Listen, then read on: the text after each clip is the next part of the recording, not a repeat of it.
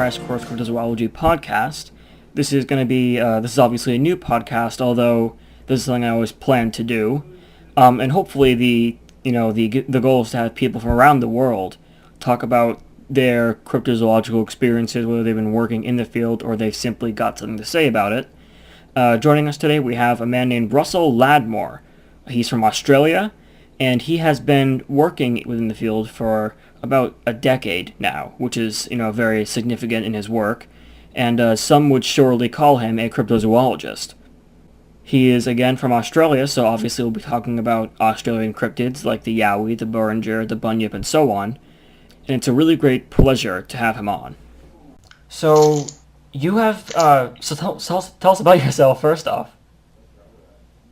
I'm from the southeastern part of Australia. I'm 50 years old. I work in the commercial building industry, and ever since I was a kid, I had an interest, basically in the unknown. But this subject caught my attention because there didn't seem to be anything out there, only stories. So I decided to look. So it's cool that you've had an interest in this subject since you were young, because I've actually had a very similar experience to that, and it's a very interesting process to go through when you really start looking into stuff like this. Like you said, there's not really a whole lot out there but stories, but you yourself have seemed to have found more than just stories, and you've been working for 10 years, you said, I think? Yeah, it's been 8 years, and all I wanted was an answer.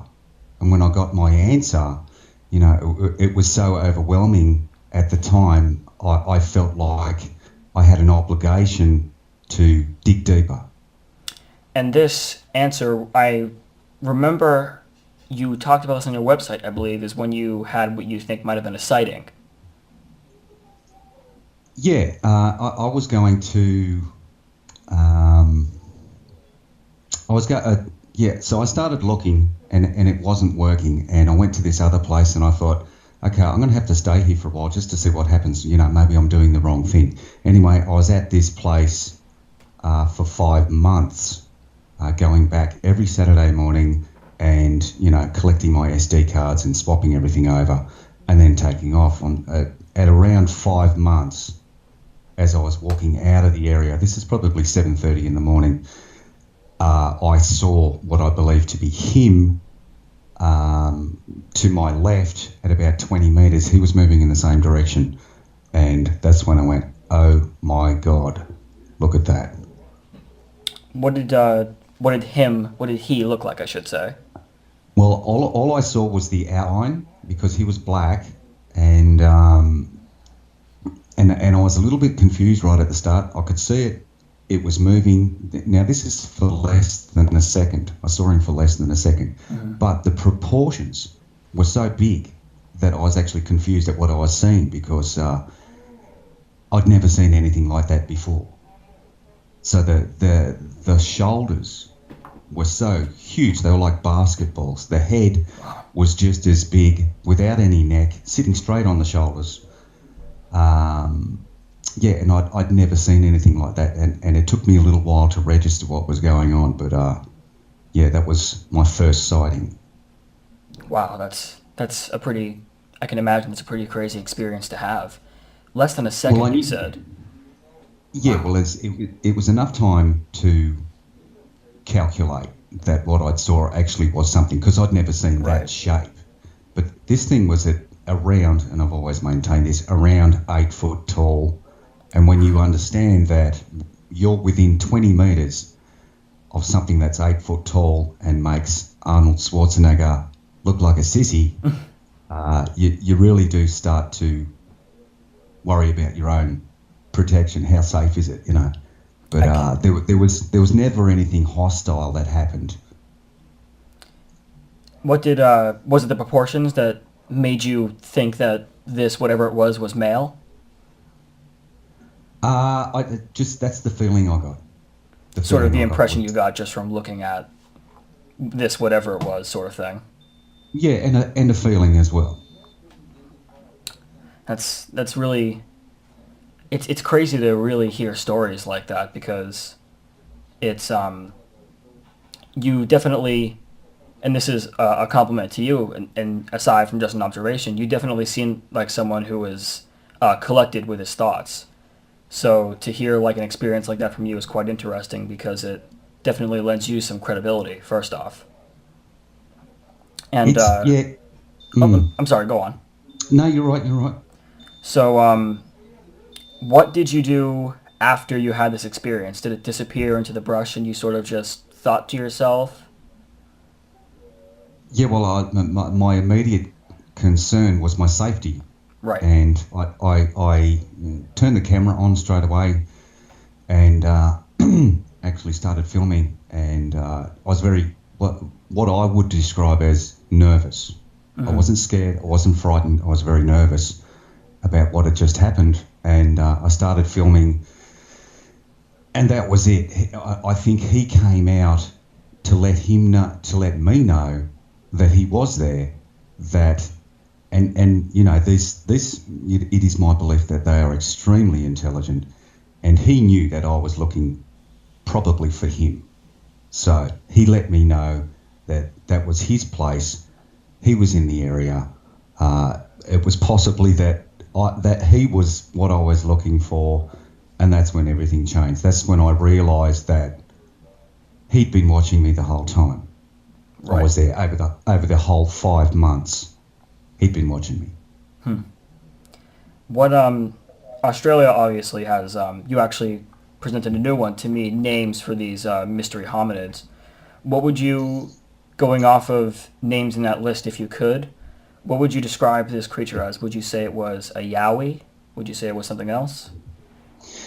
Well, in Australia, you know, if you're in the general public, and a lot of the public doesn't know, but generalising, it was a yowie. So if I was to describe, put it another way, I'd just say, you know, it was a car. But there's so many different types of cars, you know, Right. it's just generic. Yowie is a generic term. But what I saw, according to the Aboriginal people, was a doolagar. I've heard that name before, actually.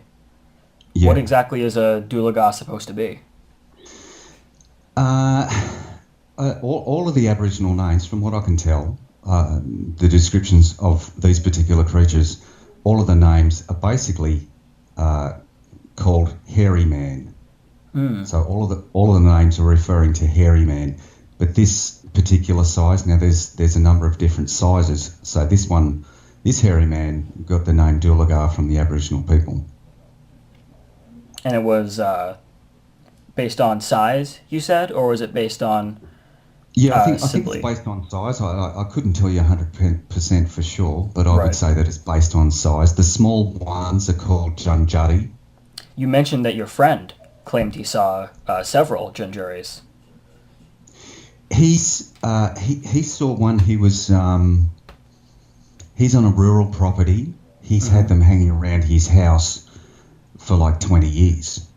He did have a doolagar hanging around his house, and he believed she was a she, and she ended up disappearing. He thinks she probably died, but he has other activity, or had other activity there, and saw one of the little fellas, one of the Junjari, while he was out in the field digging a fence post. So he knew he was being stalked. He'd had a lot of experience, and he turned around and saw this thing hiding in the bushes looking at him. Now, what did it's interesting about his experience with the Yowie or the Doulaga that you mentioned, the one he believed was female. Did he see specific physical features that made him believe it was female, or was it more like a feeling similar to what you experienced? More like a feeling. It used to come up around the house at night and stomp on the ground. The Aboriginal people call the stomping, they call it, in that area, they call it Burman sticker. So what they're doing is stomping on the ground for a number of different reasons. And, you know, the only interactions he had, from what I know, were nocturnal interactions. So he couldn't see it necessarily or see any detailed features, but in one of his interviews, he got the impression that it was a she. And he also got the impression that after his experiences, he believes that this individual, this creature, actually died. Was that because, why was that, I should say? It just never showed up again. It was at his house on a weekly basis, and at one point it just never showed up ever again. It was gone. So he believes it died, and it was also, from what I remember, it was also stealing the children's clothing off the clothesline. So, possibly the smell of children to a mother. Right. Maybe she couldn't have children, maybe she did have children, whatever. Right. But she was stealing the children's clothing off the clothesline. Possibly for the smell, I don't know. It's very interesting. I've not heard that very often before. I actually need to do something very quick. I will be right back. Sure. My apologies. There was a rasping at my door, whatever you call it. Now, on the subject of these different Aboriginal names for these creatures, does he believe, or do you believe, that the Gingiri are simply the infants or adolescents of this species? No, they're a different species altogether. From what the Aboriginal people are saying. Right. And you actually, I believe you mentioned when we were talking beforehand that there were colored patches around the eyes, I believe? Yeah, my friend sent me a drawing, and it was, the basic shape of a face, but around the eyes it had light brown fur in a circle around the eyes.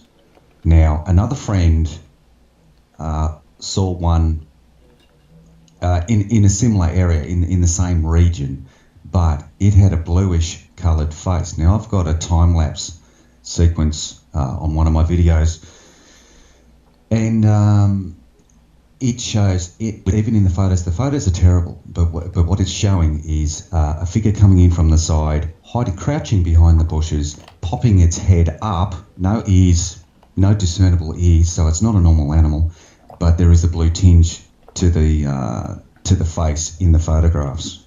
Do you believe that the subject of this photograph is one of the Gingiris with a more bluish hue to it? Yes, I actually went back to that place, because I realised it probably was something, and when I set up the camera and walked uphill to where I believed it was sitting, there was two tiny little footprints, the size of possibly a 5-year-old. Two tiny little footprints, and where I go out into the forest, it's verging on remote, if not wilderness. So not many people get out there. So it was definitely something. What did going off of these physical descriptions, starting with the drawing that your friend sent you of the creature he witnessed, what did, aside from the rings around the eyes, what did the face look like? Was it a very human-like face, or was it something a little bit more non-human? I can't remember what his actual description was, but the basics of it was a black face, black eyes, black hair, and with these little brown rings around the eyes. Right. What about the footprints that you discovered? Were they extremely human-like in nature? What were the defining features, so to speak?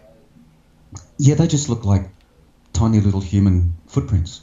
But this, and you start scratching your head because it's all unbelievable. The whole subject is unbelievable until you see it for yourself. So when I saw the footprints, and they look just like a little kid's footprints. So it wasn't overwhelming, but it was something like that.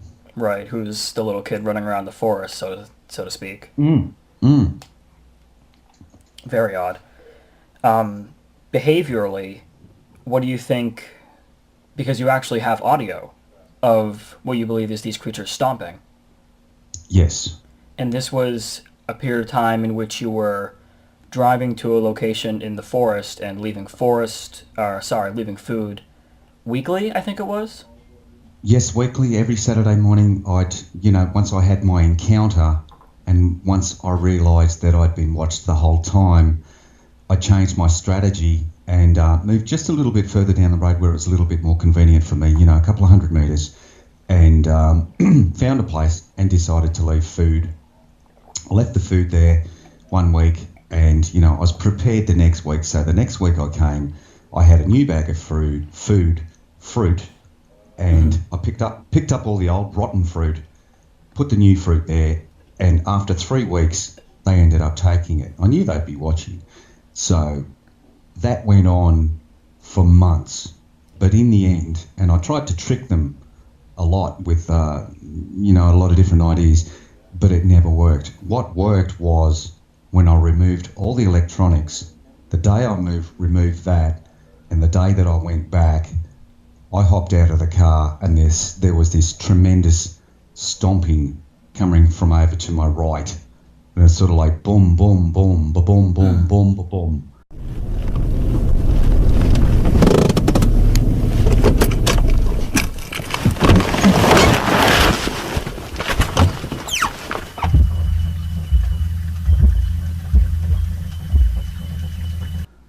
And it was, a tingle went down my spine. The hair stood up on my body, and there was a rush, and there was also danger, an element of danger. I'm thinking, are they going to come and kill me? Because I'd never heard it before, and what I realised was that they were letting me know that they were there, and I was thinking, I'm leaving all this food. Surely they can't kill me. It's now a relationship. They've revealed themselves. They want what you have. They want what I had. That's very interesting. Actually, when you left me a link to your website, when I heard the audio of the stomping, for one thing, the first thing that struck me, which again lends a lot to the credibility of the situation, is when they were stomping, you were actually holding the camera fairly still, which anyone watching that will first off think, oh, so it's not just him stomping around with a camera lens that's off or something like that. But what else struck me was thinking about it in the context of, well, what do primates do? What do humans do? What does stomping mean? And it sort of means different things throughout the primate kingdom. The first example that I found was that chimpanzees will stomp in order to sort of express a displeasure with something. But of course, since you're bringing food, that seems a little bit less likely. What sort of demeanor do you think the stomping had? They were letting you know that they were there, but was it a sort of do your thing and go, or was it a something closer to a welcome? I got the impression, and this is when you don't see them, they never ever revealed themselves again. So the impression I got, and this is all I can work off, the impression I got was, we're here, we're ready. And right. that's sort of all I could assume from it. But months later, I went back to the same place at the same time, and I hopped out of the car and there was stomping from two different directions. And that's when I went, aha. So at that point, I figured out that the stomping was not only for me, it was for the other members. Instantly, I knew there was others there. So right. I sort of assumed that the stomping was for me, to let me know that they were there, and to also let the others know to, like, keep on their guard or whatever. But it wasn't just for me. That's very interesting. That's the impression I got. It's strange to think about that, because there's, of course, the phenomenon of mystery hominids is a global thing, really, at this point. And, in many areas, there are behaviors very similar to stomping, or sometimes, of course, stomping itself, that's said to be long-term communication. I would say the most popular one in the U.S. right now, the theory of wood knocking, which is the creatures actually pick up two pieces of wood, or they hit a piece of wood against a standing tree, and the sound carries out to other locations where they are, and they'll be able to reciprocate that sound. Yes. What exactly that's for is obviously still debated, but it's interesting to see such a similar phenomenon of almost really an unexpected form of communication. You think of any kind of animal really, and you think, oh, it vocalizes, but instead you Yeah. get these strange stompings and these strange, wood knockings in the night, and it's a very interesting part of the whole sort of picture that we're looking at here. Yes, well, our native animals, the kangaroos and their relatives, the wallabies, they will stomp on the ground as well. And we have feral rabbits, and they stomp on the ground. Right. And we call that the bush telegraph. It's sort of like the bush internet, you know. That's funny. The message instantly goes out. Everybody knows. But I've been in other places where I've never been before, and I've got the stomping as well. So that is an instant communication. Like, there is something really big here, not far away from you. Be careful. And it's also, as you said, spreads out, and everybody knows. Right. Do you think that there's because I think that people really do underestimate sometimes the complexity of some animals' forms of communications. Do you think that there's different maybe volumes of stomping that are meant for different things, or do you think it's sort of just a general call to be aware of your surroundings? I think it means different things in different situations. So if you're walking through the forest that you've never been through before, and you hear this stomping here in Australia, that's a warning. And when you hear it for yourself, your brain quickly calculates that you cannot reproduce that sound. So whatever it is, it's quite a lot bigger than you. So it's a warning. It puts fear into you. So in it that can be even situation, intimidation it's a if warning. needed. Yes. And I've had it happen quite a number of times out in the forest in places that I've never been. Right. That's very. Wow. That's very. I keep saying interesting, really, but that's the most broad term I can use for it because there's so much about that really does intrigue me. And I've got to say, like, how many places have you been in this? Do you think this is a common thing throughout the species? Yes. Speaking For of sure. what kind of...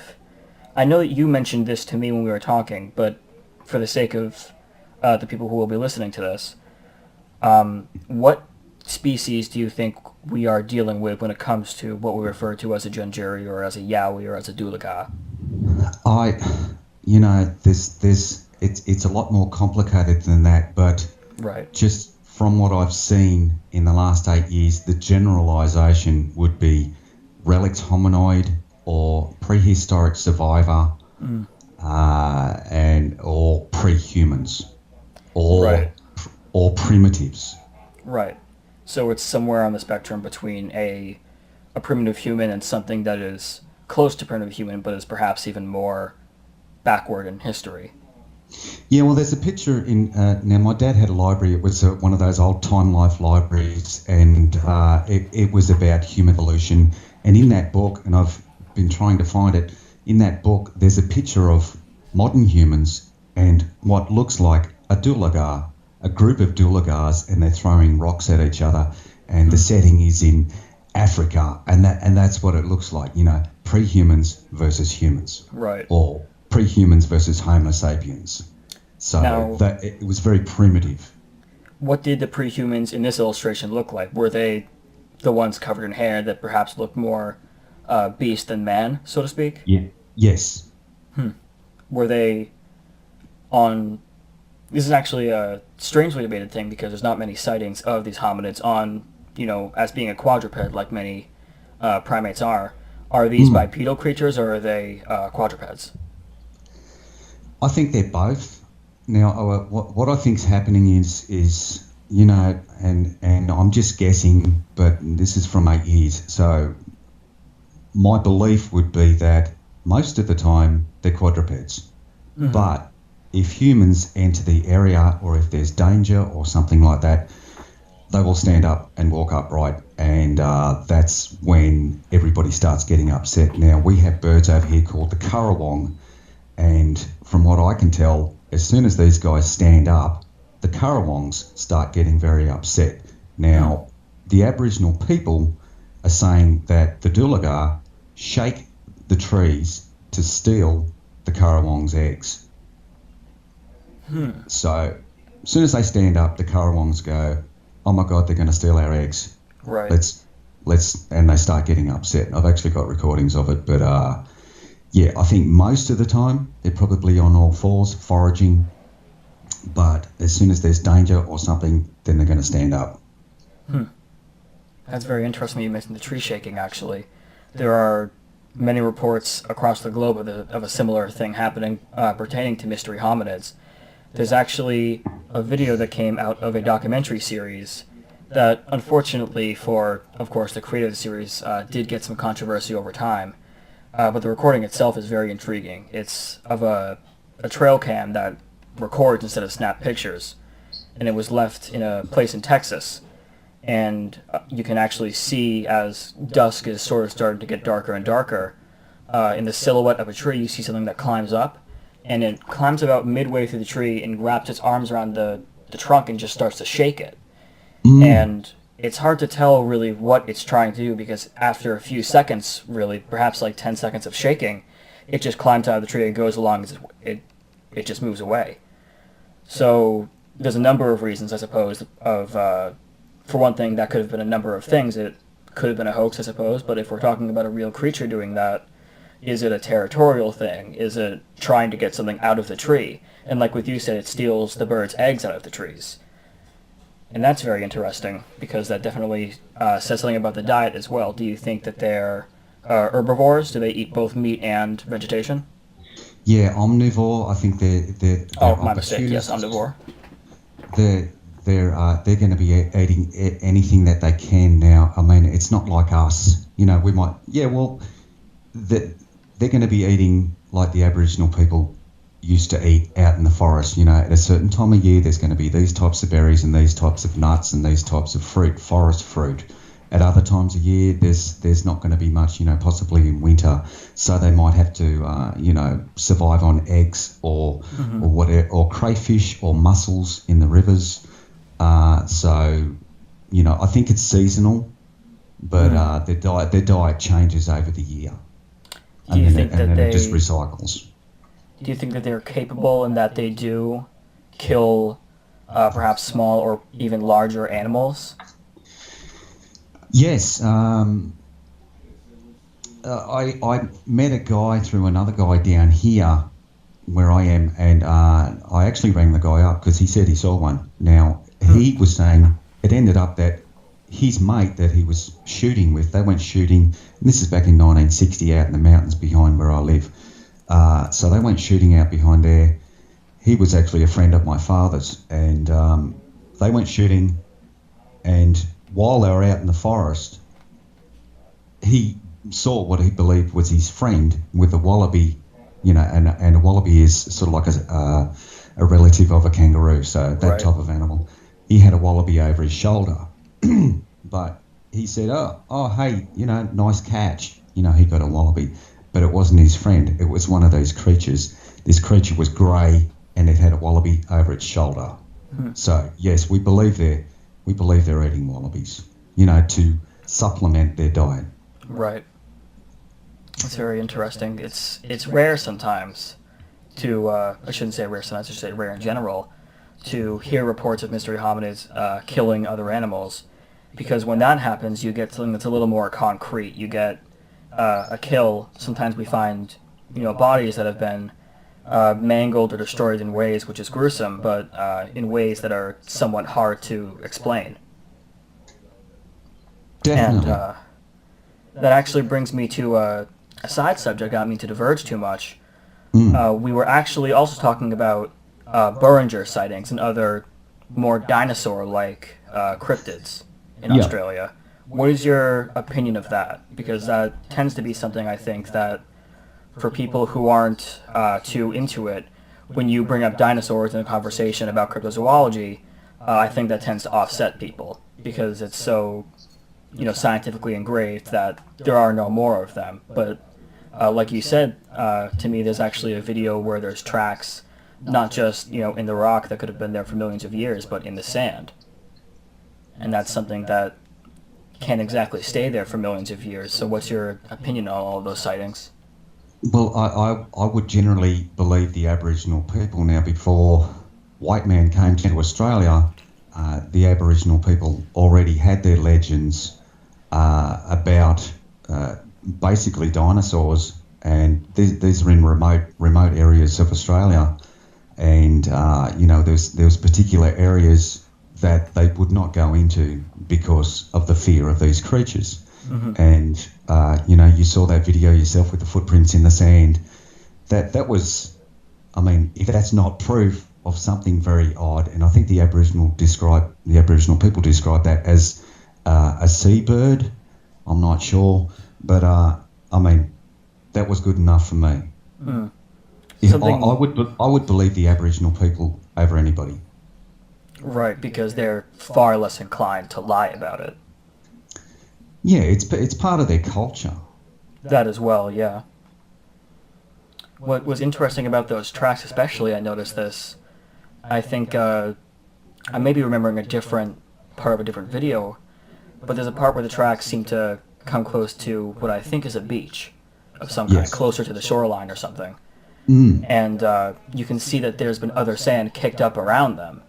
Mm. And to me, that definitely strikes me more as a real creature walking along than someone with these huge, whether they be plastic or, plaster casts trying to make the cleanest and most visible and most convincing track possible.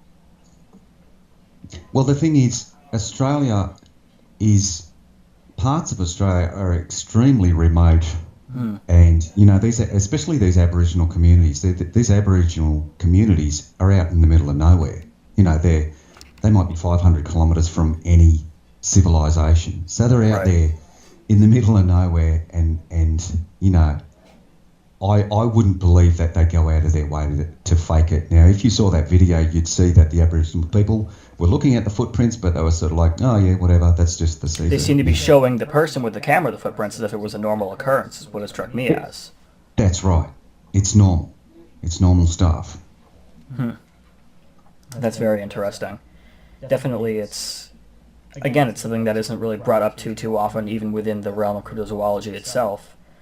Now, from what I understand, there's also been tracks of the alleged Beringer creature casted as well. I actually have a picture on my wall of, I think his name is Rex Gilroy, and he is presenting to an audience what he either claimed to be or believes could be a cast of a Beringer's footprint, which of course, like I mentioned, looks identical to the footprints in the sand. Really? I haven't seen that photograph. I'll have to show you that in a bit here because it's actually very interesting. Sure. Because I'm sure at first glance people think, oh, it's someone who's found a track that's millions of years old, and then you get into what he's saying about it, and he's saying, well, this was found in a place that, for one thing, maybe it really shouldn't be historically or whatever you may have there. And he's also saying this is the track of a far more recently alive creature, so to speak, something that may still be alive. And there are definitely... Australia is often regarded as a place that has a very wide variety of just crazy wildlife. Mm. And you can definitely also see that within its cryptozoological aspects, because we have things like the Yowie of the Duergar or the Gingiri, and we get that to range to the Beringer, and even, what's it called? There's a prehistoric relative of the Komodo dragon, and the mega something. I can't for the life of me remember the rest of the name. I know the one you're talking about. Yeah, it's basically a Komodo dragon the size of a school bus, practically, which is, insane. And we still get sightings of that as well sometimes. And it definitely, to me, convinces me just more and more that even if there's not a Beringer, or if there's not, a this or that, it's a very crazy place, and there are definitely strange things going on there. The Australian bush, the remote Australian bush, is dangerous. It is very dangerous, and there are still extremely large creatures out there that, and I've had this experience, that will look at you like you are breakfast. Right. And that's frightening. Now, when I was a kid, if we could just on the subject of those lizards, when I was a kid, we moved from town, which was right next to the ocean, out into the wilderness. And while we were there, it was summertime. We went swimming down at the river. Mum took us in the car, and when we come back up out of the river onto the paddocks, there was this giant goanna, and it was 6 or 7 meters long. I'm not sure what meters means to you guys, but 6 or 7 yards long, or perhaps longer. It was bigger than the car. Wow. It was bigger than the car, and it was looking at us, and we were looking at it, and we just drove off. But in my head, I thought, geez, that's a big one. But I didn't realise at the time. I was probably 10 or 12, and I didn't realise at the time that wasn't normal. Now, I've spoken to people about that before, and they said, no, that's impossible. That can't be. And they're saying that if that was that, then that was probably a relative of what you're just talking about, these giant Komodo dragon things. But this thing was enormous. Bigger than the car, you said. Bigger than the car. Crazy. If we had been walking, we normally walk down to that river for a swim over the school holidays, and if we had been walking, I'm sure it would have attacked us. Right. But it was enormous. That's insane. Do you think it was a prehistoric relative of the Komodo dragon? It was there. I saw it. It was bigger than the car. That's all I can tell you. Right. Maybe it was a relative, but it was enormous. That really, it's crazy how many experiences you've had, and it's. Well, mind you, this was 40 years ago. That's true. Yeah. It's just crazy that and a lot of these, I shouldn't say a lot of these, but a fair amount of these happened when you were fairly young as well. Yeah, I'd had a number of experiences, but nothing while I was in town. But as soon as we moved out to this remote area, it was a farm, and over the river and up the other side of the mountain, on the western side of the mountain, that was the wilderness. So while we were there, we saw that lizard. I saw a snake that was probably as thick as a basketball, and I estimate that it was probably up to 14 or 15 yards long. It was extremely long. Do you know what kind of snake it was? The colours on it just seemed to be a python, indicated python. Now, we do get pythons, and up on the farm we saw a lot of pythons, and they were eating the rats. So, but this thing was, this thing was huge. But and that was when I was about 21, so that was 30 years ago. Right. But other things happened on that farm, and things are happening in Australia in remote areas that the people living in those areas just won't speak about. Because why do you think they don't speak about it? Because of ridicule. There's definitely a reoccurring theme.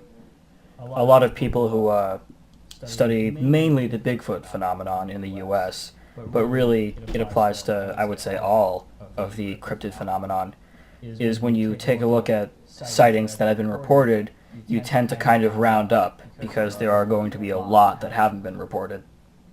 Sure. Yeah. And it is because of public ridicule, because it is, and like you said earlier, it is crazy. It's a very hard thing to swallow without really seeing it yourself. That's right. See, what's that saying? Seeing is believing. Exactly. I was at as I mentioned, I work in the commercial building industry. We were working on a particular job, and this woman came up to me. She was one of the owners, and she said, "You're the Bigfoot guy, aren't you?" And I went, "Well, not really, but yeah."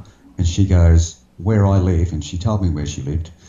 The entire community, there's probably about 20 or 30 properties in that area, and she said the entire community is aware of the Doolagar.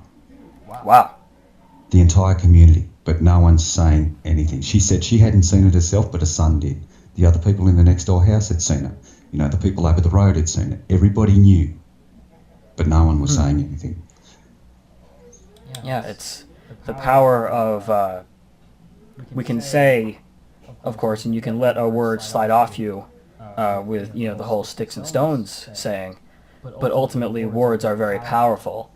And when ridicule comes into what someone's saying about you, that is definitely a big deterrent because we're very social as a species. Mm. We rely heavily, I think, on social approval. And I think that that's a big reason why a lot of us, we don't talk because we're afraid that, well, what's the point of talking if we ourselves don't get anything out of it?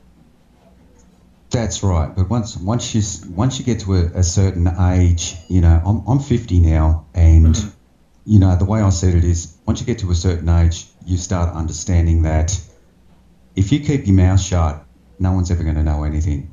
So it doesn't bother. I'm already dead. Basically, I'm already dead. So it doesn't bother me. It's not going to affect me. What I say now isn't going to affect me when I'm dead. So I'm speaking out because I don't care. I've got nothing to lose. Mm-hmm. I like that stance because you're right in the sense that no one will ever really learn anything if no one talks about something. That's how great change comes about, is people decide to break a silence that had been instituted. Yeah, well, it would appear to me that 40 years ago, the general population, particularly the men, would never, ever speak about anything like that publicly because you would be classed as a nutcase. No one ever spoke about it. Even my father. My father and I saw a UFO one morning early on the way to work. Yeah, out near this farm. And he never spoke of it again, ever. We both knew what it was. But he would never speak about it. Mm-hmm. Now, I haven't really spoken about this on my channel, so to speak, but I've talked about this with people that I will speak with this sort of subject about. And it's interesting when the paranormal or UFOlogy and cryptozoology sort of merge with each other. I'm not sure if you've heard of the Mothman legend. I've heard of it, yes. It's a very good example of when you have something that could be very much classified as a cryptid, but could also be classified as perhaps a paranormal entity. Some people even called it an alien. Some people called it the angel of death. It's a very strange thing to try and classify within what are all somewhat theoretical fields. Because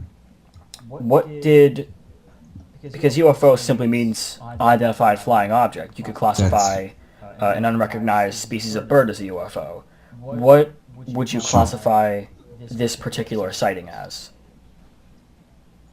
The UFO sighting? Yes. That's the only description I can come up with is unidentified flying object. It was, I don't know if it was on the ground or this was at dark, just before daylight, and we both saw it. It was in a paddock, and it just looked like a truck. You know how trucks have clearance lights on top, orange ones, and they have their headlights.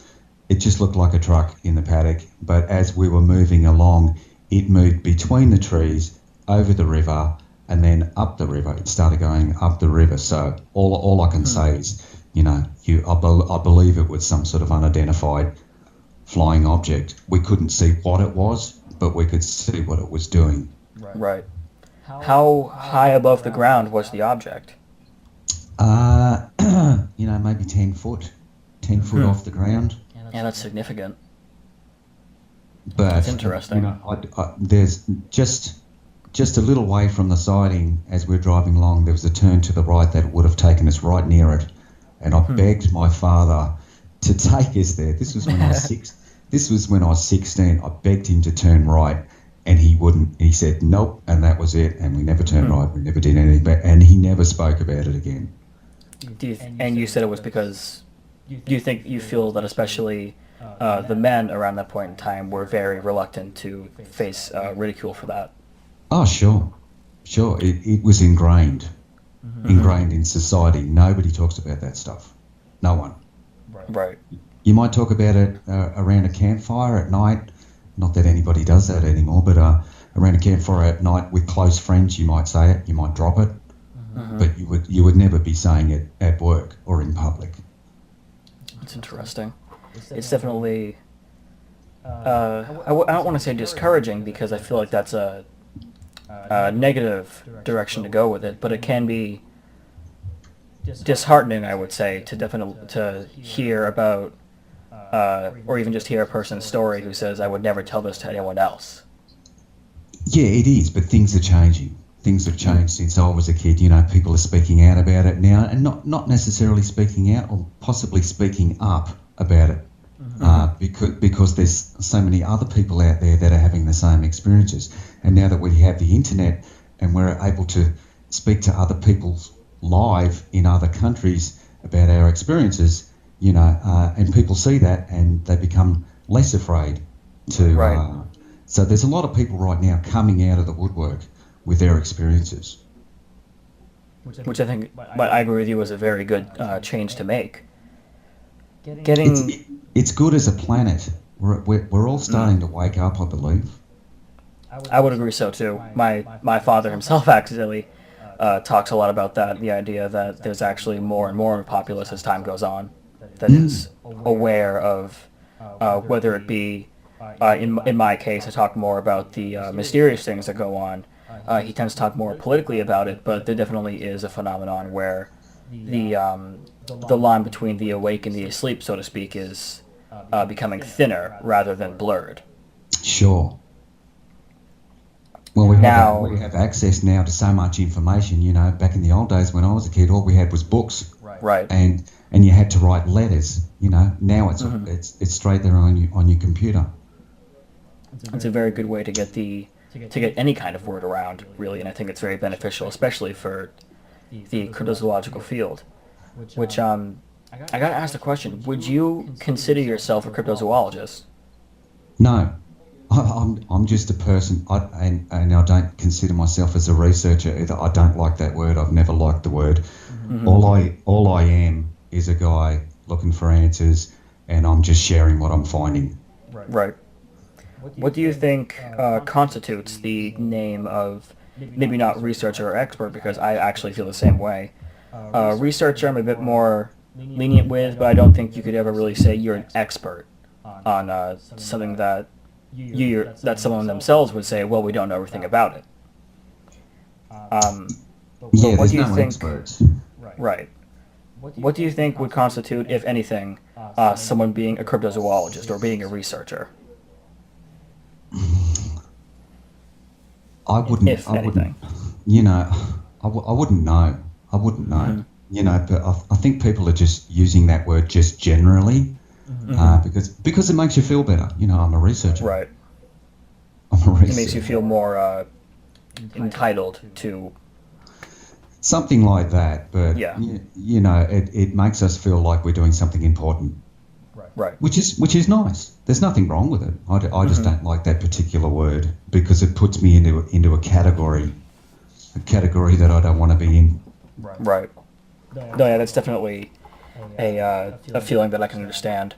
People do tend to throw around the word sometimes, especially recently. I'm not sure if you've seen this because this happened in the U.S. I'm not sure how well you follow that. But there is a show called Finding Bigfoot. I've seen it.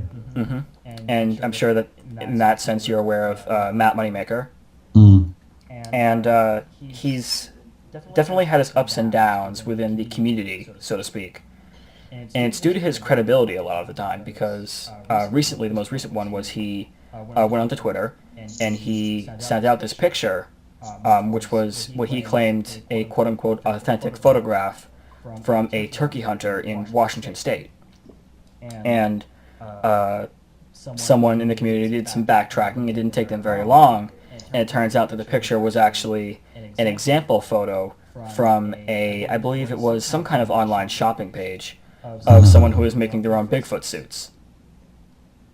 Yeah, it didn't take him very long to research that. So I think that people who throw around words like authentic and like researcher actually tend to be far less credible sometimes than others. That's right. If you're putting up something public on this subject or these types of subjects, it is up to the public to decide what it is. You can make suggestions. Well, this is what I do anyway. I'd say there's the information. That noise is that noise is barking. You can hear it's barking, and there's an unknown figure. So I will put up the facts, and the public gets to decide what it is. I don't care what they decide. I don't care if they think it's nothing or think it's something. I don't think it's, if you go in public with your information, I don't think it's up to the person providing the information to suggest what it is. The public can do that, and we shouldn't be just suggesting what it is, because you can get into a lot of trouble. Mm-hmm. So as soon as it becomes public, it's the public's decision to decide what it is. Right. I agree with that. That brings me to this question, and this is actually kind of going back to what you talked about, what the creature that you saw looked like. Have you ever heard of the Patterson-Gimlin film? Yes, I saw it when I was a kid. Oh, really? Yeah, I saw it when I was a kid. Have you seen the enhancements that people have done, the analyses people have done? I have seen some of it, yes. What's your opinion on it? Because it is probably the most controversial footage, not just in cryptozoology, but debatably the most controversial footage in existence. There are people out there who are so passionate about it and who believe it so much that, and on the opposite side, there are the people and the stories and the side stories to it that, it just doesn't ring true. Yes, it's true. No, it's not true. I don't know. I gave up years ago trying to decipher whether it was or whether it wasn't, because it'll never be decided. You can't really go back in time and prove it. Yeah, it'll never be proven without a doubt. But I put up a post on an Australian website here not long ago, and it was Paddy's breasts, and to me, they seem to be in the wrong place. Now, I know people are probably going to get upset about that, but if you have a look at it, her breasts, if that's what they are, they appear to be breasts, are halfway between where a normal person's breast would be and her belly button or her waist. They are way down there. They seem to be in the wrong spot. So I don't know. Right. No, yeah, it's... As I've had a passion for cryptozoology for probably since I would even say like 8 or 9 maybe. And so I've seen that footage a lot because my focus has tended to be on Sasquatch. And definitely I've seen a lot of interesting things, and like you said, there are definitely people who claim, I was involved with this or that, and really none of them have rung very true to me. People who, even Roger Patterson himself, who there's a misconception that he confessed before he died that it was a fake film, whereas actually during research he did confess something, but it wasn't exactly pertaining to the film's authenticity. He maintained that until he died. What apparently happened, and I've yet to fully confirm this, was that, and this may paint him as a bit sleazy or something, but when they first got the footage, whether it was fake or not, they thought to themselves, we have to show people this. And so when they started doing screenings for people who simply wanted to see, or for family or friends, Roger wanted both him and Bob to be there. And allegedly, at one point, Bob couldn't make it. And so Roger basically had a stand-in who looked enough like Bob that he could call Bob Gimlin.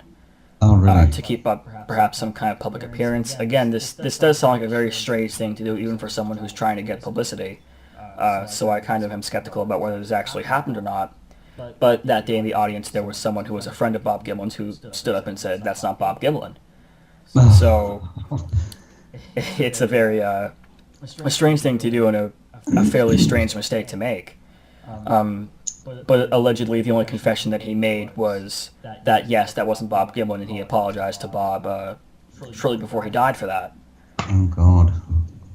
But even if it's not a confession about the film itself, as someone who does find the film very interesting, I will say that did hurt Roger's his believability.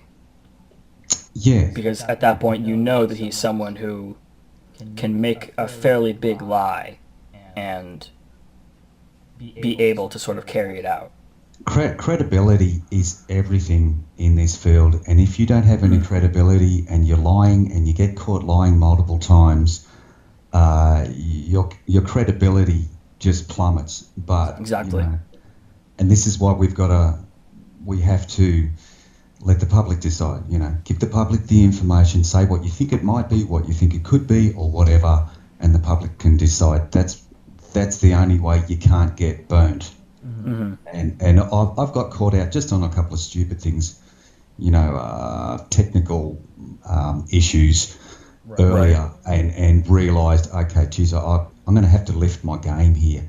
I can't be saying this and I can't be saying that, and I had to learn the ropes, so to speak. So if you're going to be putting something out there, your credibility is everything.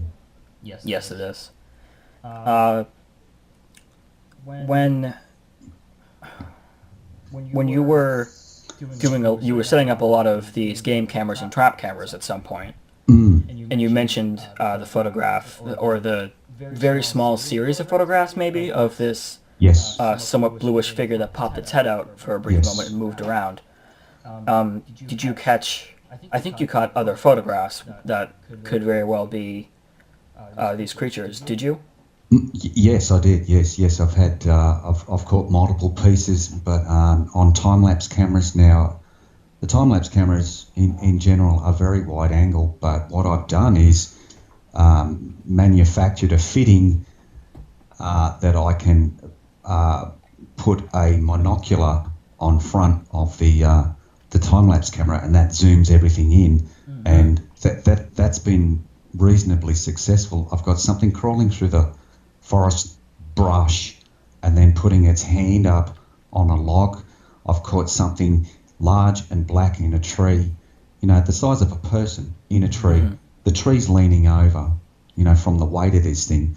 Now, that's not normal we have nothing in the trees over here in Australia except for koalas and lizards. I've caught something literally peeking from behind a tree. It looks like it has a snout. That ain't normal. We don't have animals like that. And then I've caught snout. A snout. Huh. We actually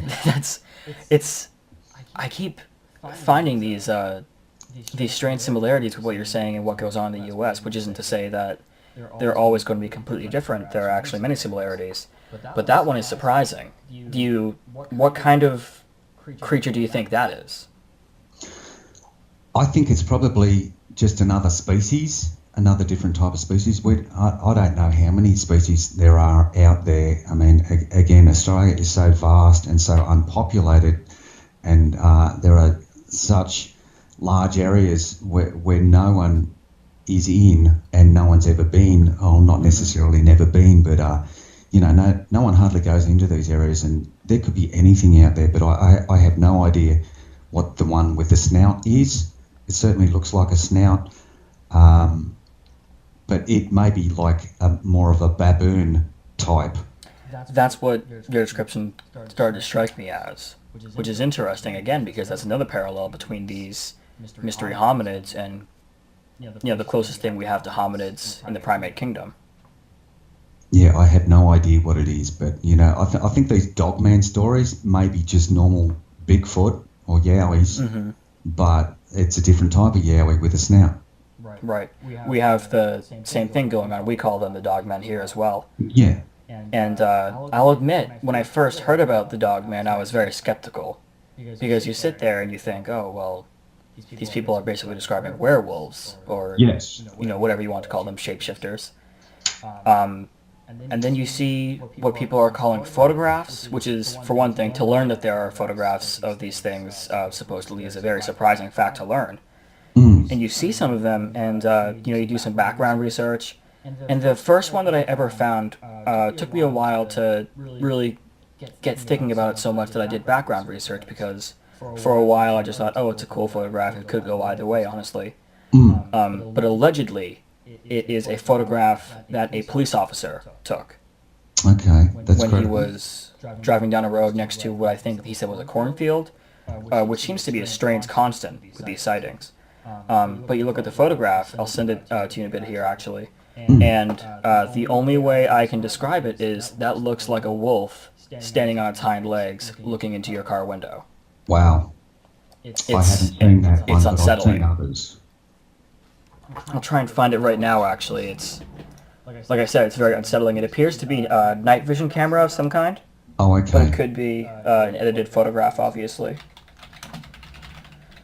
But again, because it took me a while to actually find the background on this, for one thing. Sure. And when I did, it took me even longer to find something that was really concrete that said, oh, this is where this came from. So definitely take the background of this image, and of course the image itself, with a grain of salt, Sure. which we should always do anyway. Yes. But here I will... I'm unable to. Could you accept a contact request so I could at least show you right? Now, how do I do that? I haven't been on Skype for years. I think that there's a, next to my name in the upper hand corner of this call, Yes. there's a little, it looks like a few little lines with dots next to them. Yes. I think if you click, and my name should be there. And Yes. you can click on it, and there's a button somewhere that comes up that says accept contact request. Contact requests. I can't see it. If there's not, don't worry about it right now. I'll find some way to through linking you on my channel or something. Sure. But yeah, it's a very unsettling photograph. And there are other ones that you can say like, oh, well, that could be anything. There was one on a Facebook page that I do for Cryptozoology that a lot of people said, oh, it just looks like a black dog sitting in the woods. But at the same time, you think to yourself, and you're like, well, how many huge black dogs are sitting in the woods of Wisconsin and Michigan right now? it's a very strange thing to think about. Look, it's my opinion that the planet, we've only been here a modern industrialized civilization, for 200 or 300 years, but what's been happening before that? What has actually been out in the forest?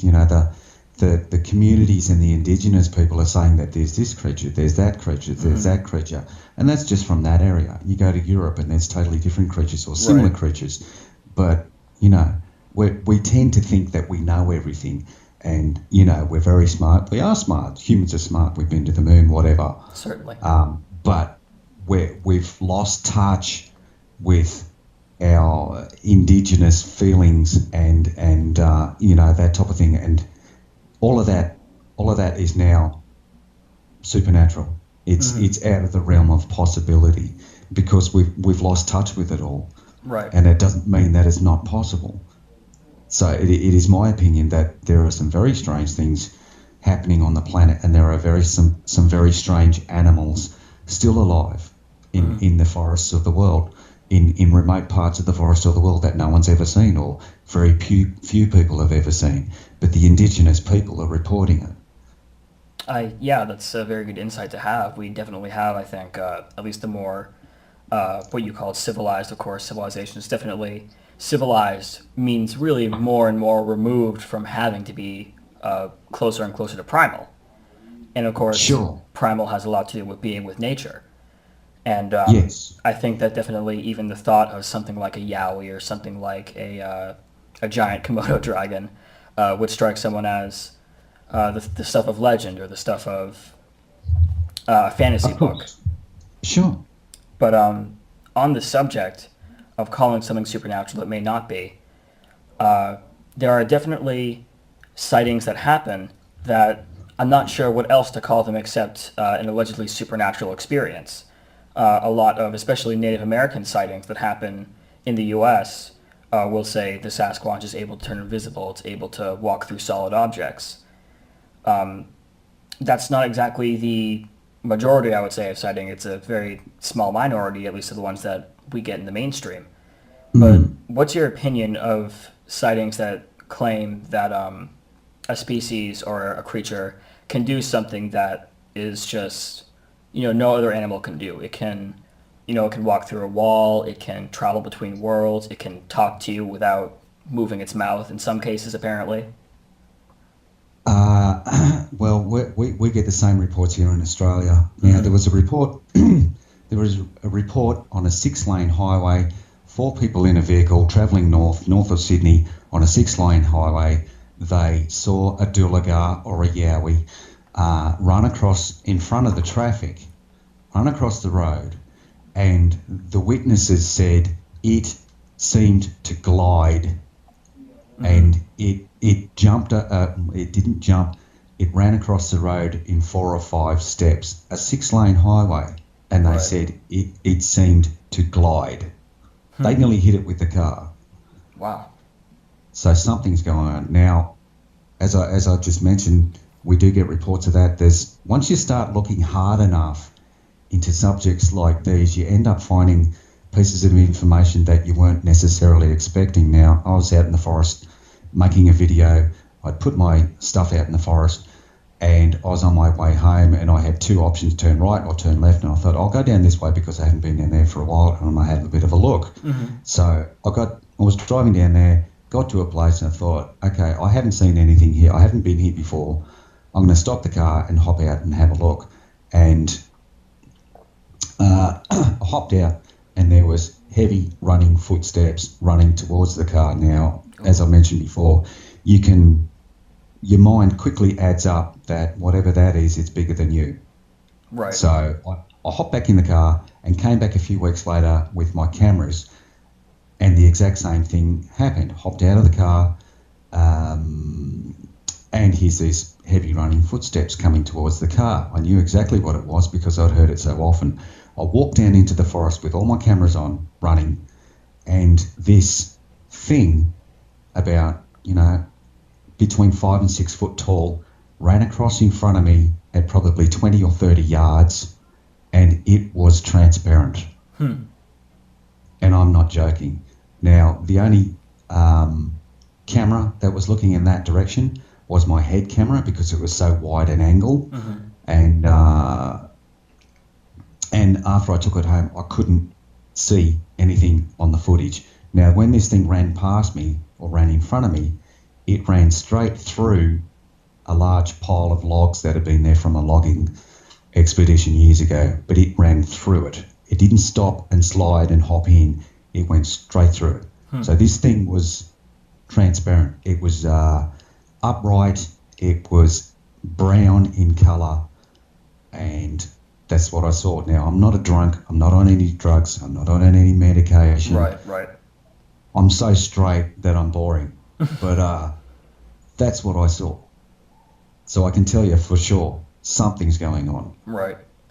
What do you, if you had to take a guess, what would you say that was exactly? A lot of people, especially people who are indigenous, of course, call them spirits of some kind, whether it's a nature spirit, a spirit in a more literal sense, a ghost of some kind.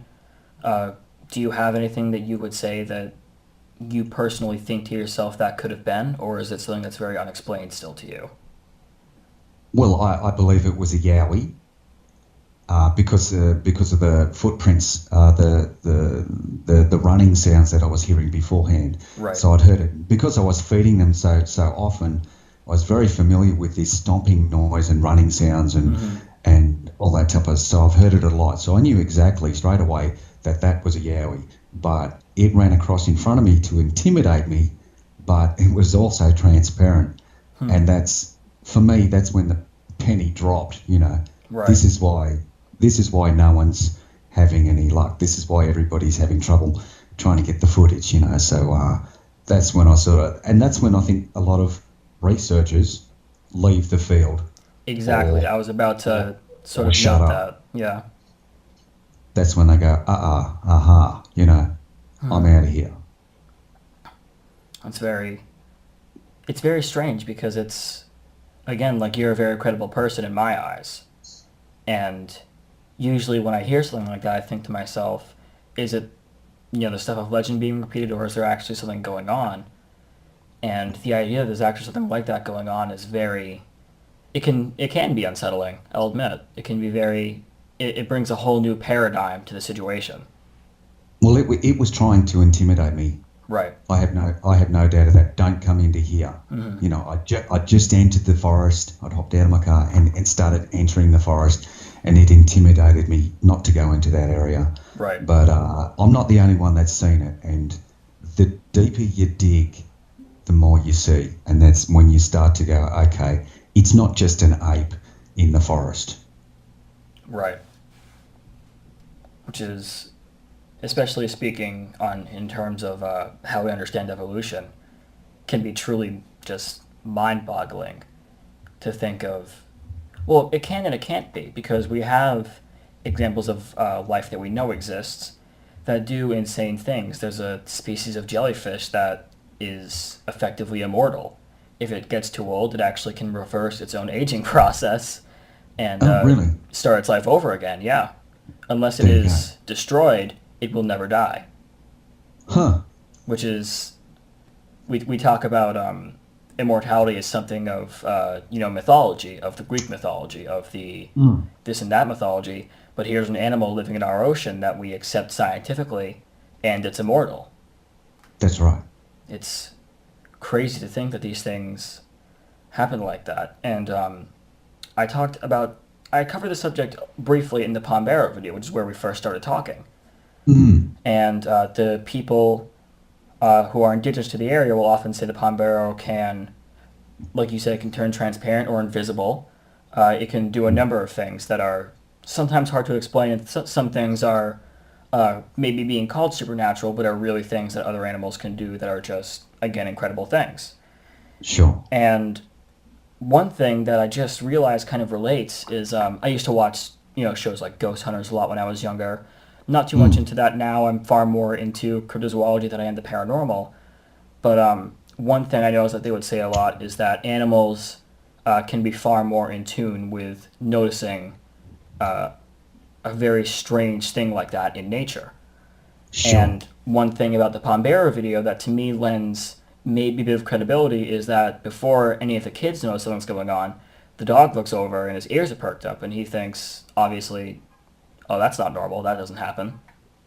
Sure. And he's looking Yes. at this black figure crawling through the grass. Now, whether this dog is looking at him because it's someone dressed up and he doesn't see people dressed up like that, or because he noticed that something was perhaps off in the world around him, it's interesting to make the comparison when we're talking about the more allegedly supernatural aspects of creatures like this.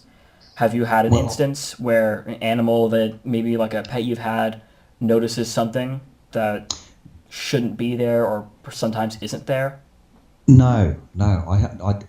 I haven't had any animals for a long time, but coincidentally, last night I was just surfing through YouTube and I saw animals reacting to ghosts. So I clicked on the video and it was actually cats.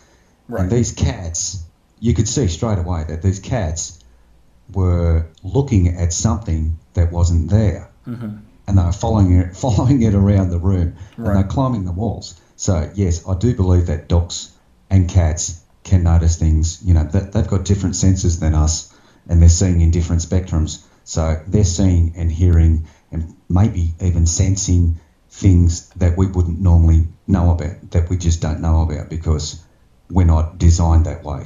Right. So yes, they can see things that we can't. For sure. Do you think that the things that they see are ghosts? This is actually what got me thinking of, is it always, if this is what's happening, is it always a ghost if ghosts exist? I'm not sure myself.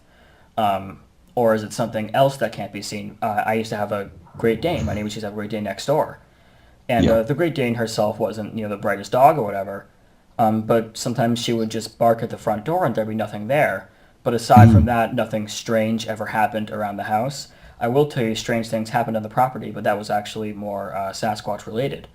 Yes. And of course, there's not a Sasquatch sitting outside the door soliciting us in broad daylight. So the dog's probably not noticing anything like that. And so I thought to myself one time, I was like, I wonder what she's looking at. I wonder what she's barking at. And it's a very strange thing because if it's not, and again, I'm not sure what to think of ghosts myself, but if I were to say, okay, maybe it's a haunting of some kind or something passing through like that, there's nothing else to say that that's the case. So it's perhaps something that can't be seen, but is it the remnants of a someone or a something else, something intelligent? I'm not sure. It's a very strange thing that happens when animals react like that, and we tend to associate it with ghosts, but really, I think it's a more general thing that even perhaps there's just energies that we don't see.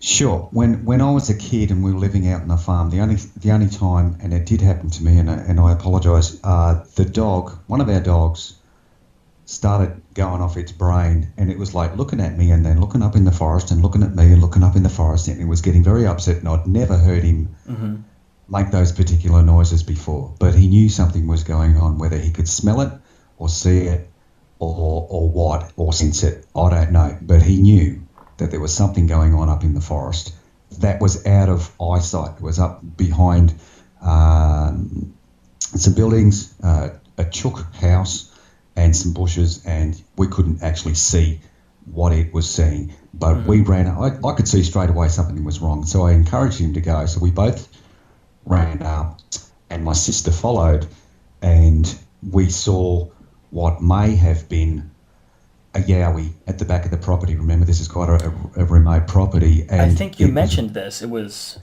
walking up a hill of some kind, I almost want to say. It was running up a 45-degree incline, and it looked like it was almost dark, and it looked like it was wearing a coat, because there was parts of it that was swaying as it was running. But it was out of sight, and we couldn't see it, and we were down at the house, but the dog knew something was there. That's very interesting. What do you think triggered the dog? Do they have a distinct smell? A lot of what we get here is certainly people, sometimes even reports will just be, I smelled something that shouldn't be there in the woods. In Florida, it's actually called the skunk ape for that reason. Yeah, sure. What do you think set off the dog in this instance? Possibly it's smell, because they'd never smelled that before. But he was very excited. I could see it in his eyes, and it was in his bark. He was like trying to tell me something. So he may have sensed something as well. I don't know what it is with dogs, but they know stuff that we don't know. Maybe they're just more in tune with their senses, but they certainly know something that we don't. Now, was this what was your first sighting of something strange, whether it was in the wilderness or elsewhere? That was out on that same property, probably when... So I moved out there when I was 7, and it may have been 2 or 3 years later. We were walking, we'd had dinner, we went for a walk down to the river, and we were walking back as a family, and as we were walking across the property, this enormous gold-coloured light was flying across the sky from behind us, and we actually looked back to see it, which means we sensed it. We sensed it coming, and we all watched it. We all looked back, and we all watched it fly straight over the top of us, probably at about 1 or 2 miles up in the sky, and it just went between the two mountains, and it went out of sight. And I said to my mum and dad, what was that? And they said, Dad never said anything, but Mum said, I don't know. And that's when I went, ooh, that's when my interest started to peak. Definitely, I feel like even personally, the original catalyst event for such an interest can be like a very special memory. I remember. Sure. Yeah. Well, I've never forgotten it, and that was the point where it triggered me. I mean, what was happening in my life at the time was very dull, and what I'd seen was something that no one seemed to know anything about, and that's what caught my interest in the entire subject of the unknown. Right. What have you've been in the field working in the forest with these cameras, with at one point setting out the food. What other work have you done in the field? I've tried everything. I've tried the most successful thing I've done is the audio. Now, it's when I first started, you couldn't get an audio recorder to run for any more than 12 hours.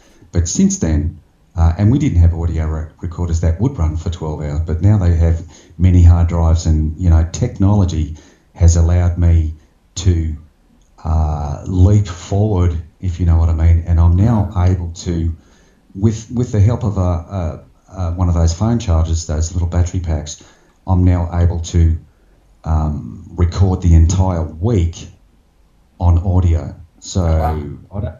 I don't have a social life at all. I haven't got time for a social life, Right. but because it takes me so long to go through everything. But Mm. no one's done it. No one's done it before, and this is how I'm able to collect at least the audio that no one's heard before. You know, a very few people, very small percentage of people, have heard some of the stuff that I'm collecting, Right. but it's never been done before here in Australia to have an audio recorder that runs continuously for a week. So that's been a huge help for me. Technology has helped me leap forward in being able to collect all this, Mm. collect all the audio. Certainly, it's almost like we are setting ourselves up technology-wise to get a big breakthrough with this kind of thing. Which, Yeah, well, technology's now on our side. All we've got mm, to do is figure it out. We've got, we've got the one of the setups I have now. I have I have 610 amps worth wow, of batteries, car batteries, and they are running two CCTV systems continuously from daylight till dark. hmm Now you couldn't do that 10 years ago. oh no, definitely The not. tech, the technology wasn't there. So we're right at the right time now to be able to get what we're after, if only we can figure out how to do it. Mm. Yeah, it's definitely one can definitely feel as though it's leading up to something. You'd It's think so. one of the people that I like a lot within the Sasquatch phenomenon. His name is John Bindernagel. He's from Okay, Canada. I want to say sure. Ontario. I could be wrong. And he's very straightforward with it, and he's again very on the side that is we shouldn't be afraid to talk about this. And he's a scientist. He actually has a degree in anthropology, Yeah. and he has the same sort of feeling. I'm not sure what his condition is now, but unfortunately last year it turned out he was sick, and he's getting to an age where that could be definitely a big problem. And so he started thinking maybe I should start summing up my research in case anything happens to me. And one of the things he was definitely talking about was we're on the brink of something at this point. And It, maybe we're not quite sure what it is, but a discovery of some kind is on the way. yeah, I get the same sense, and I think a lot of people are getting the same sense, and particularly with what I'm doing, and in the Yowie community, the wheels of the bus are now turning, Mm, and they are now turning, or the ball's rolling, and it's now rolling, or the tide's turning. The tide is now turning in our favour. right. I think everybody gets the sense of that. We're close to something. Have you talked to anybody who has also done work in the field? Yeah, I talked to a number of researchers. Mm-hmm. Yeah, but I mean, after 8 years, it all gets a bit ho hum. It's sort of like eating the same meal I see what you mean. every day. So it all gets a bit ho hum. Mm-hmm. It all gets very boring. There's other things I want to do. I don't necessarily want to be doing this for the rest. I definitely do not want to be doing this for the rest of my life. I Right. want to get I want to get the piece of footage that we're all after here in Australia, and Mm-hmm. then I want to chuck it in and do something else Right. because I've had enough. Because it's been such a long battle, and persisting is half the battle. So it's very draining. It's very draining. So I want to get the footage and get out. Right. Do you There's actually on the subject of getting the hands down proof or evidence, so to speak. Hmm. A lot of people will say, well, we need DNA samples that prove something is out there. Um, Sure. One of the very interesting things about Canada, actually, on the subject of researchers and John Bindernagel being in Canada, there was a fishing or a lake house or a boathouse of some kind in Ontario, Hmm. Canada. And it was a place that people would go during the summers or during the fishing season, whatever you have there. And they would constantly report that there are rocks throughout the cabin, or there's something that shakes the cabin, or that it walks around the cabin outside. Hmm. And this eventually became Bigfoot reports, and at one point something that trashed the cabin while no one was there. And Yeah. there's a show that I used to watch that's pretty well known with people who go on YouTube a lot for this sort of thing. called Monster Quest, which was basically an entire series of cryptozoology documentaries. And two of them focused on efforts to find out what was going on at this cabin. In Sure. one instance, what they did was they laid out a board of nails on the I saw that. porch and basically figured if something's coming to the door again, it'll step on the nails. And something did, and something big, and something that had a foot that was shaped like a human's, but was bigger. And they were blood samples, and they took them, and there were DNA samples collected, and they said it's primate DNA that is close to a human's, but it's not on the record.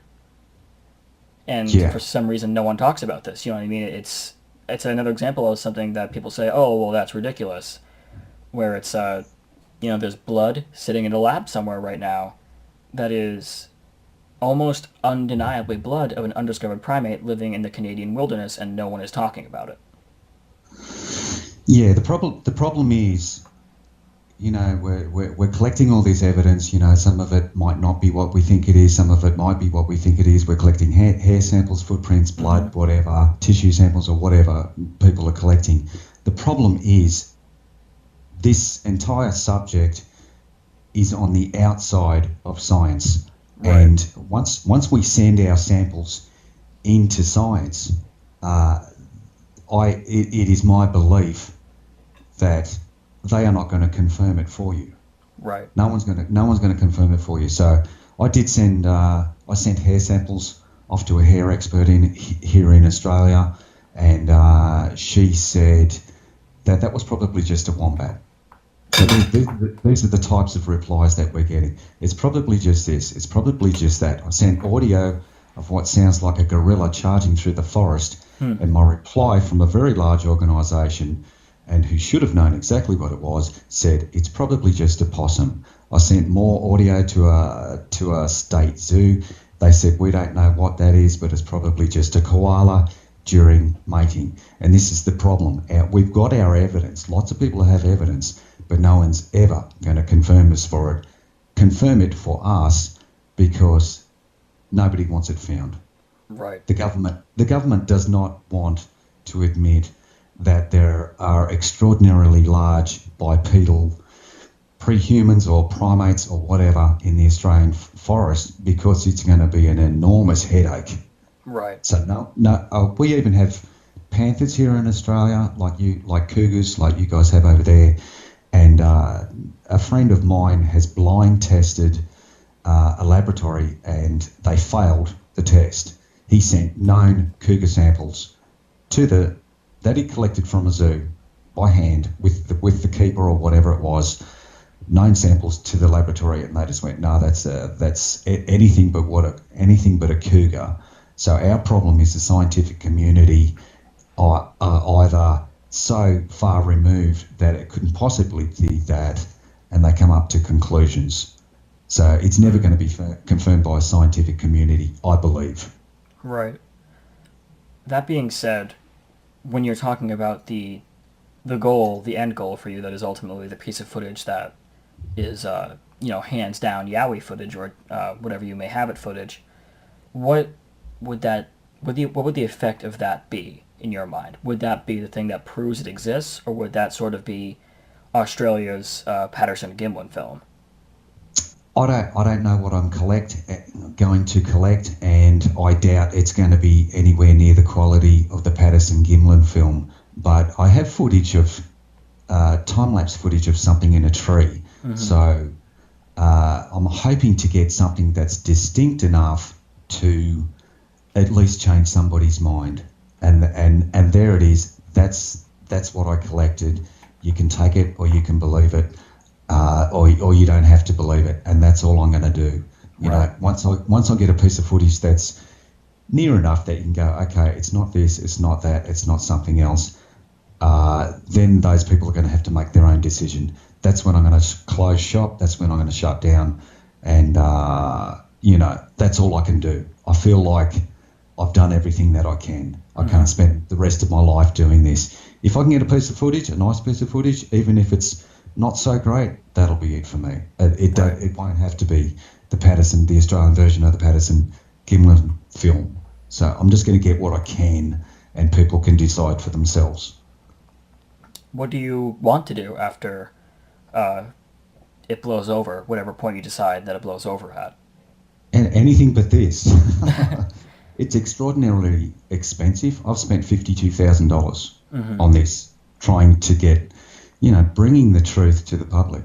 I didn't intend to do that in any way, shape or form, but that's just the way it's turned out. I've had an idea and gone, okay, well, I'm going to have to buy this, I'm going to have to buy that, just to see if it works.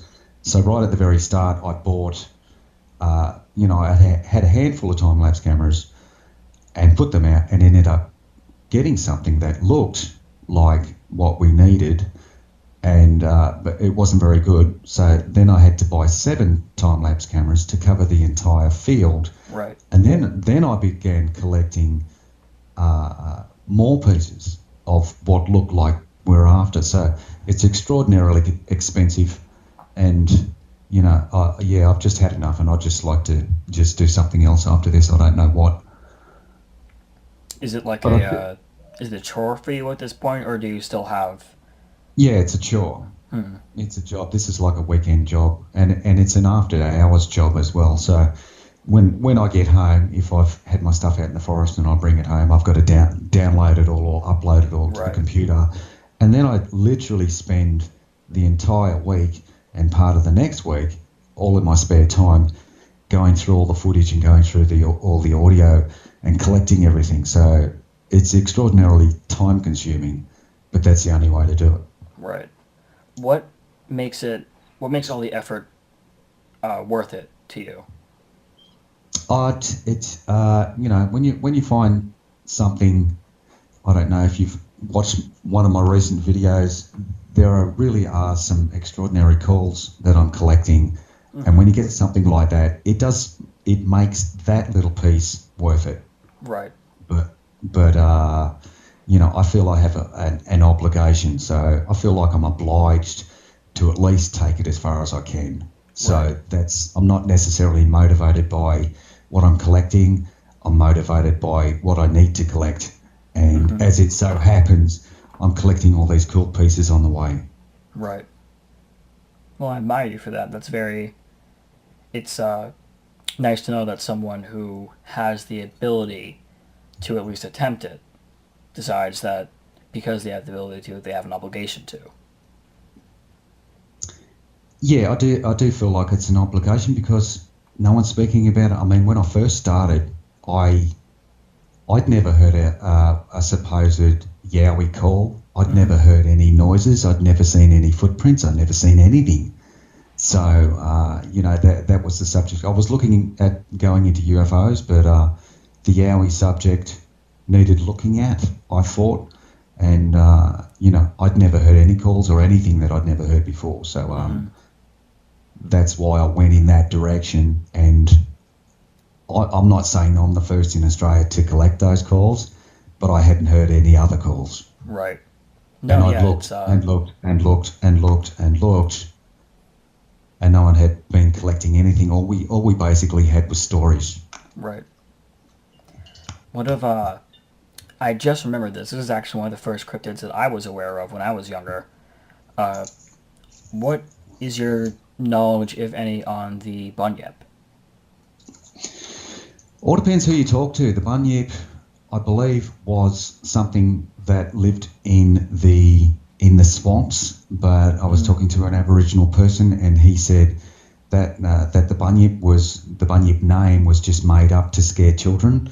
Just sort of like if you don't eat your dinner, the bunyip will get you. A boogeyman of sorts.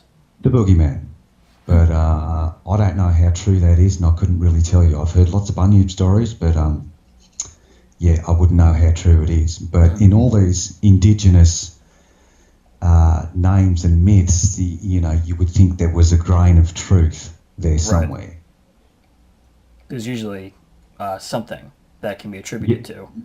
That's right. Even the wildest of mythologies are meant to explain natural occurrences.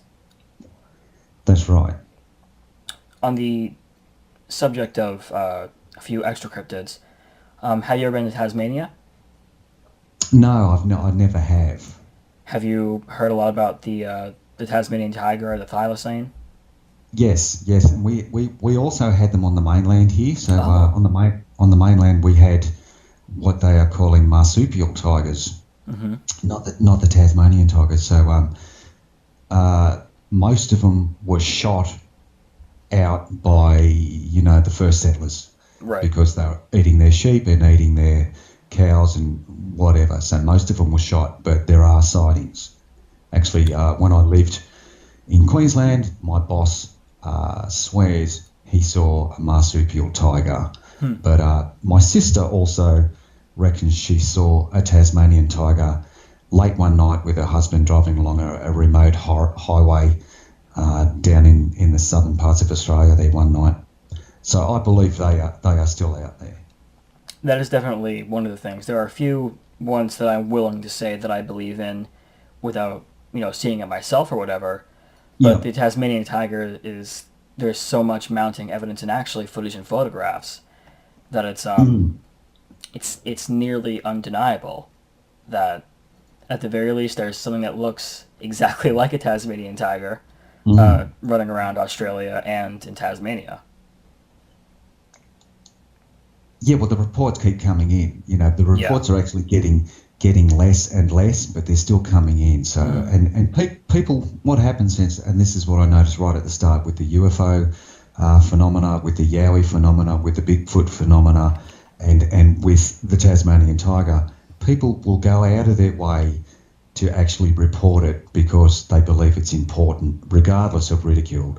Right. So, even if one of those reports is true, with the UFO subject, with the Yowie subject, with the thylacines, even if one is true, they are still alive. Mm-hmm. It's a very interesting thing to think about for sure. Mm. Especially with the idea that there are animals that we thought were extinct that may still have a chance in the wild, or certainly environmentalists of any kind would have a field day with that. You know what I mean? Well, there was a parrot here in Australia. It was called the night parrot, and it was believed. This is the scientific community believed it was extinct, and it's not. Mm-hmm. And there's reports of this happening all over the world every year. A species being found that they thought was extinct. There's living fossils, they call them living fossils on the planet that everybody thought was dead, but they're Mm-hmm. still alive. Right. The coelacanth is one that's brought up very often. That's right. Well, I think that's all I have to ask you, Russell. Yeah. Okay. Well, it's been. I've enjoyed it. Thank you. No, thank you. This is my first time talking to anyone close to what you would call a cryptozoologist or anything like that. And it's been a very, very enjoyable experience. Likewise. It's yes. I've enjoyed it. Thank you very much. Well, thank you for coming on, Russell. I hope to follow what you're doing and be able to see whatever you come up with. Yeah. Fingers crossed. Hey. Ah, totally. Totally. All All right. right, Thanks for Russell. that, Kendrick. Thank you. Thank you. Have a good one. You too, mate. Thanks. Bye.